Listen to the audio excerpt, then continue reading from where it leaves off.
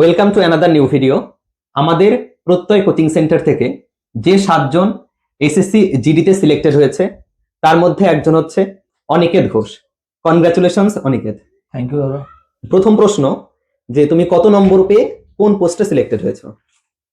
আমি 107 নাম্বার পেয়ে CRPF A select হয়েছি। চাকরি পাওয়ার আগের অবস্থা আর পরের অবস্থা, মানে মনের অবস্থাটা কেমন? চাকরি পাওয়ার আগে সবসময় মনে টেনশন, পরীক্ষা পড়ার চাপ, সেট হতো সেটা নাম্বার হতো না, পড়ার একটা চাপ। এখন সিলেকশন হওয়ার পরে কেমন লাগছে? মাঠ মেডিকেল হয়ে গিয়েছে, সিলেক্ট হয়েছে, এখন মনে একটা আনন্দ, ফ্যামিলির একটা আনন্দ। প্রত্যেকটা সফল ব্যক্তির পেছনে কম হোক বেশি হোক কারো না কারো অবদান থাকে, কারো বেশি থাকে কারো কম থাকে। তো তোমার যে এই যে সাফল্য পেয়েছো, এই সফলতার পেছনে কার কেমন অবদান রয়েছে? আমার এই সাফল্যের পেছনে অবদান আছে আমার মা বাবার, আর বন্ধু বান্ধবের, আমাদের বাপ্পাদা কোচিং সেন্টার, পিসিস কোচিং সেন্টার, বাপ্পাদা, শুভদা, এদের অবদান রয়েছে। আচ্ছা, এই আমাদের যে সেন্টারটা রয়েছে পিসিসি বা প্রত্যয় কোচিং সেন্টার, এটা হচ্ছে স্থান হচ্ছে কৃষ্ণনগর চামটা আইটিআই কলেজের ঠিক পাশে, কৃষ্ণনগর বাস স্ট্যান্ড থেকে বা কৃষ্ণনগর স্টেশন থেকে নবদ্বীপ ঘাটে যাওয়ার পথে পড়ে। যে তুমি যে সেন্টারের কথা বললে যে প্রত্যয় কোচিং সেন্টার, এইখানে পড়াশোনাটা কেমন ভাবে করায়? এখানে পড়াশোনাটা খুব ভালো পড়ায়। কটার সময় আসতে পড়তে? আমরা পড়তে আসতাম 10টার সময়, বাড়ি যেতাম 7টা 8টা, কোনদিন সন্ধ্যা 7টা, রাত্রেবেলা রাত 9টা 10টা, এমন দিন গিয়েছে 12টা 1টার সময় আমরা 10টায় এসে, রাত 10টায় এসে আমরা 1টা 2টোর সময় বাড়ি গেছি। প্রতিদিন পার ডে প্রতিদিন সেট নেওয়া হতো, জিকে, জিআই, ম্যাথ প্রতিদিন রিভাইজ করা হতো। যে মক টেস্টের ব্যবস্থা এখানে, মানে সেন্টারে মক টেস্টের ব্যবস্থাটা কেমন আছে? মক টেস্টটা খুব ভালো, প্রতিদিন মক টেস্ট দেওয়া খুব ভালো। মক টেস্টটা কি প্রতিদিনই নেওয়া হতো? হ্যাঁ, প্রতিদিন নেওয়া হতো। আচ্ছা, যে মক টেস্ট হতো যেমন আছে সাবজেক্ট ম্যাথ, জিআই, তারপরে জিকে, তারপরে রয়েছে ইংলিশ বা হিন্দি, যাই হোক, তো এটা কি আলাদা আলাদা করে দিত নাকি একসঙ্গে যে টোটাল সেট হয় জিডির সেটা দিত? আমাদের আলাদা আলাদা দিত, জিআই ম্যাথ আলাদা আলাদা সেটও দিত, আবার একসাথে পুরো মানে 4টে সাবজেক্টে যে প্রতিটা তাও একসাথে সেট নেওয়া হতো। আর ম্যাথ কিভাবে প্র্যাকটিস করাতো? ম্যাথ খুব ভালো প্র্যাকটিস করাতো, মানে দাদার যে নিজের বই, মানে বই আছে, বই থেকে একদম বেসিক থেকে শুরু করে একদম মানে জিডি যে লেভেল, পুরো লেভেল কমপ্লিট করতো। প্রতিদিন মিনিমাম একটা দুটো করে চ্যাপ্টার প্রতিদিন কমপ্লিট করতো। আচ্ছা, মানে এইখানে যে ম্যাথ প্র্যাকটিস করতে, এর বাইরে তুমি কি কোনো মানে বাড়ি গিয়ে যখন পড়তে তখন কি আর কোনো প্র্যাকটিস করতে হতো নাকি এখানেই হয়ে যেত? দাদার কাছে যেগুলো প্র্যাকটিস দাদা যেগুলো করাতো সেইগুলো বাড়িতে প্র্যাকটিস করতাম, বা সেগুলোই, তাই তো? সেইগুলোই, বা অন্য কোনো সেটে যদি গ্রুপে টুরুপে কোনো ম্যাথ আসতো সেইগুলো দেখতাম। আচ্ছা, আর বাকি যে সাবজেক্ট গুলো রয়েছে যেমন জিকে, জিআই, হিন্দি, এগুলো কেমন কি করা? মানে এটা প্রথমেই মানে কিছুদিনের মধ্যে একটা মাথায় চলে এসেছিল। হিন্দিটা আমি আগাগোড়াই সেভাবে পারতাম না, ফাদার কাছ থেকে মানে শিখেছি হিন্দিটা। আর জিকেটা শুভদার বিরাট অবদান আছে।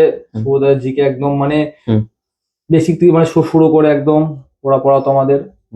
যে মক টেস্টের কথা, এই যে মক টেস্ট যেমন এখানে এসে দিতে কোচিং এ, এর বাইরে বাড়ি গিয়ে মানে কোনো অ্যাপ থেকে বা আর কি কোনো মক টেস্ট দিতে হতো না এটাই হয়ে যেত? আমাদের এইখানে দিয়ে যেতাম সেইগুলো, যেগুলো এখানে পারতাম না সেইগুলো সেই মক টেস্টটাই বাড়ি গিয়ে কি করতাম। তার মানে আলাদা কোনো মক টেস্ট দিতে হয়নি, এখানে যা করিয়েছে তাতেই হয়ে গেছে। প্রিপারেশন স্টার্ট কবে করেছিলে, মানে কত বছর আগে বা কত মাস আগে? স্টার্ট করেছিলাম আমি 2022-এর শেষের দিকে, 23-এর প্রথম দিকে থেকে স্টার্ট করেছিলাম। তার মানে 1-1.5 বছরের মধ্যে সাকসেস, তাই তো? আচ্ছা, যখন প্রিপারেশন স্টার্ট করেছো তখন কেমন ছিল? বেসিক কি ক্লিয়ার ছিল আগে থেকেই কোনোভাবে? আমি যখন প্রথম শুরু করেছিলাম তখন আমার বেসিক ক্লিয়ার ছিল না, মানে তখন আমি তো মানে অঙ্ক কিভাবে, জিআই কিভাবে এগুলো পড়তে হয় জানতাম না। তার মানে বেসিক ক্লিয়ার ওই কোচিং এসেই হয়েছে। এর পাশাপাশি যেটা রয়েছে, প্রথম দিকে সবার একটু ভয় থাকে, কেউ কোনো সাবজেক্ট ভালো পারে, কেউ কোনো সাবজেক্ট খারাপ পারে, আবার কেউ কিছুই পারে না শুরুতেই। তোমার কি অবস্থা ছিল প্রথম দিকে, কোনটা একদম জিরো ছিল? প্রথম দিকে আমি অঙ্কটা সেরকম ভালো পারতাম না, হিন্দিটা পারতাম না, মানে মোটামুটি কিছুই না, একদম শুরু থেকে শুরু হয়েছে সবকিছু।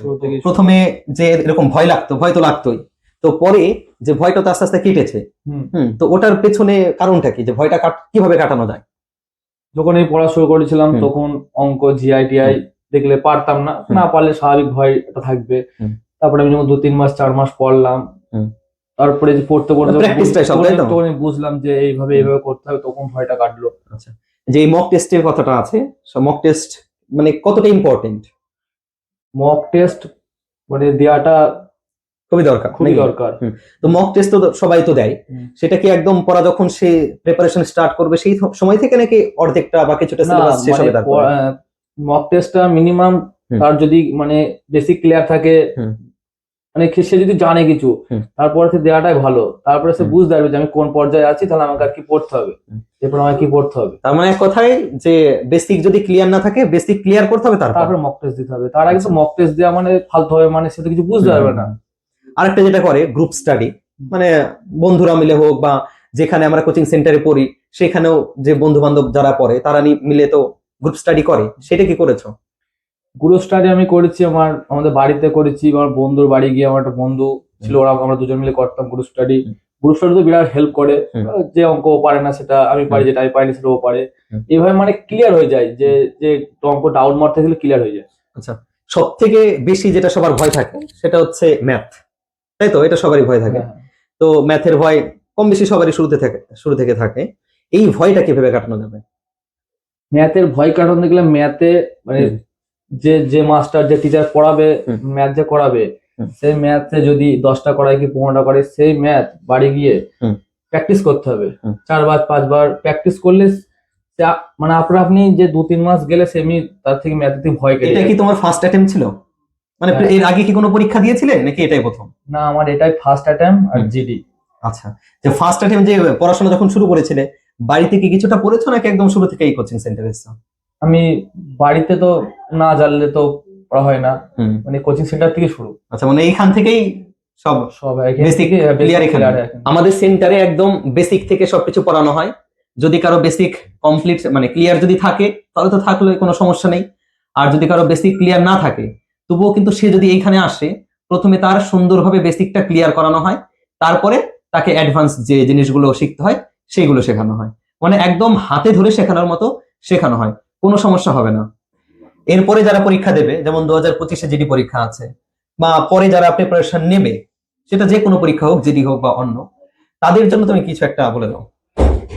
যারা পরের বার মানে সামনের বার 2025-এ জিডি দেবে, তাদের জন্য একটাই কথা, যে ভালো করে পড়তে হবে আর ভালো করে প্রিপারেশন নিতে হবে। আর ভালো প্রিপারেশন নিতে গেলে বা পাদার কোচিং সেন্টার আসলে মানে একদম বেসিক থেকে পড়ানো হয়, একদম হাতে ধরে সফলতা সে পাবে।